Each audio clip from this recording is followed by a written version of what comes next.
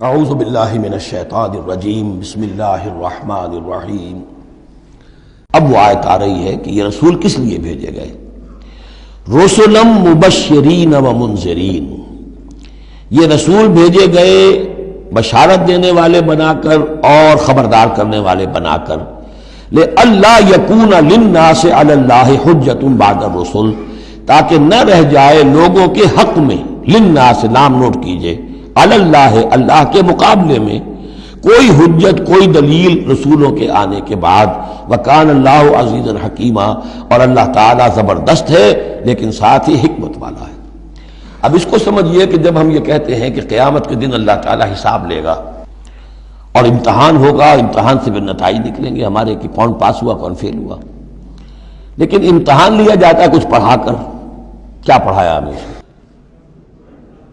جانچا جاتا ہے کسی کو کچھ دے کر، کسی بچے کو آپ دیجئے 10 روپے، پھر آپ دیکھیے اس کا میلان تباہ کیا ہے، ٹافی کی دکان کی طرف بھاگتا ہے یا کوئی کسی کتابوں کی دکان کی طرف بھاگتا ہے، پتہ چل جائے گا اس کا کیا، اس کا رجحان کیا ہے۔ کچھ دے کر آزماتے ہیں نا، کچھ پڑھا کر امتحان لیتے ہیں، تو ہمیں کیا پڑھایا ہے، کیا دیا ہے؟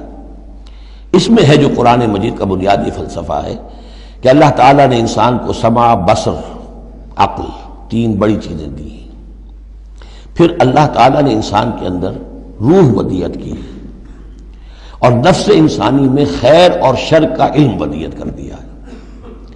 اب آئندہ کوئی وحی نہ آئے تب بھی ہر انسان جو ہے ان باتوں کی بنا پر اکاؤنٹیبل ہے۔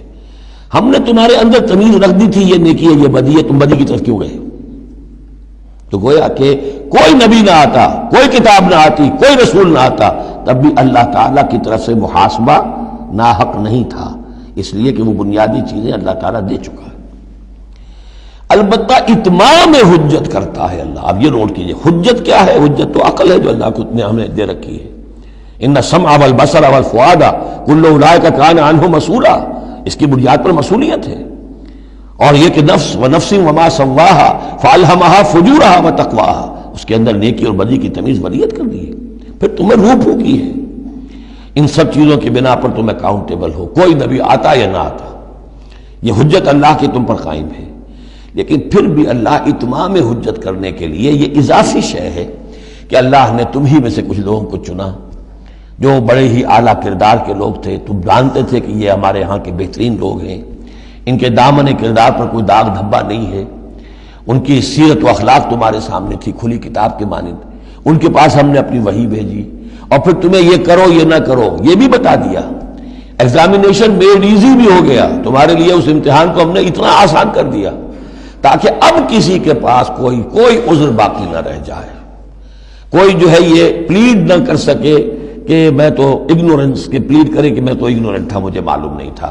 جب رسول آ گئے تو اب کوئی عذر باقی نہیں رہا۔ رسول سے پہلے پھر بھی کوئی شخص کہہ سکتا ہے پروردگار میں ایسے ماحول میں پیدا ہو گیا تھا، وہاں سب کے سب اسی رنگ میں رنگے ہوئے تھے، پروردگار میں اپنے 2 وقت کی روٹی کے دھندے میں ایسا لگا رہا کہ مجھے کبھی ہوش ہی نہیں آئی کہ میں سوچتا۔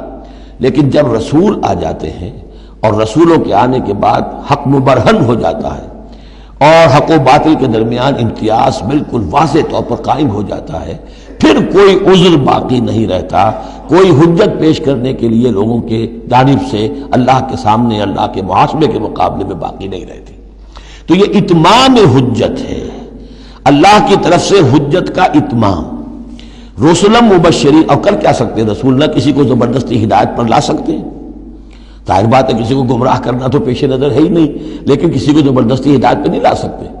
ہاں جن کے اپنے اندر کی یہ چیزیں جاگ جائیں گی، متوجہ ہو جائیں گے، اپنے باطن کی حقیقتوں کی طرف دیکھیں گے، اور پھر یہ کہ نبی کی بات سنیں گے، اس سے فائدہ اٹھائیں گے، سیدھے راستے پر چلیں گے، ان کے لیے مبشر ہوں گے، بشارت، فراح و ریحان و جنت نعیم۔ اور جو لوگ یہ ہے کہ اس کے بعد بھی اپنی غلط ہی راستوں پر چلتے رہیں گے، تعصب میں، ہٹ دھرمی میں، ضد میں، مفادات میں، چودراہٹوں کی وجہ سے، ان کو خبردار کریں گے کہ اب تمہارے لیے بدترین انجام جو ہے جہنم تیار ہے۔ تو رسولوں کا بنیادی فنکشن یہی ہے، تبشیر اور انذار، مبشرین و منذرین۔ کس لیے؟ لئلا یکونا، تاکہ نہ رہ جائے، للناس، لوگوں کے پاس، لوگوں کے حق میں، اللہ اللہ کے مقابلے میں، یعنی اللہ کی حجت، اللہ کے محاسبے کے مقابلے میں، حجت، کوئی حجت، کوئی عذر، کوئی بہانہ باقی نہ رہے بعد الرسل، رسولوں کے آنے کے بعد۔ وکان اللہ عزیز حکیمہ، اللہ عزیز ہے، بغیر رسولوں کے بھی محاسبہ کرے، اختیار اس کا مطلق ہے، حکیم ہے، اس نے یہ نظام بنایا ہے اپنے محاسبہ اخروی کے لیے۔ اب اس میں البتہ ایک بات اور نوٹ کر دیجئے، یہ بڑی تفصیل سے میں نے یہ چیزیں لکھی ہوئی ہیں اپنی ایک کتاب میں، نبی اکرم صلی اللہ علیہ وسلم کا مقصد بعثت، کہ ایک بنیادی مقصد رسالت کا وہ تو یہ ہے، اور ایک تکمیلی مقصد ہے رسالت کا جو محمد الرسول اللہ پر جا کر کامل ہوا ہے صلی اللہ علیہ وسلم، وہ ہے لِيُظْهِرَهُ عَلَى الدِّينِ كُلِّهِ۔ انہوں نے بھی کام شروع کیا یہیں سے، یا ایھا النبی انا ارسلناک شاہدا ومبشرا ونذیرا وداعیا الی اللہ باذنہ وسراجا منیرا۔ بنیادی حیثیت تو وہی آپ کی بھی وہی ہے، لیکن اس کے اوپر تکمیلی حیثیت کیا ہے؟ هو الذی ارسل رسولہ بالہدی ودین الحق لیظہرہ علی الدین کلہ۔ یہ آپ کی امتیازی شان ہے۔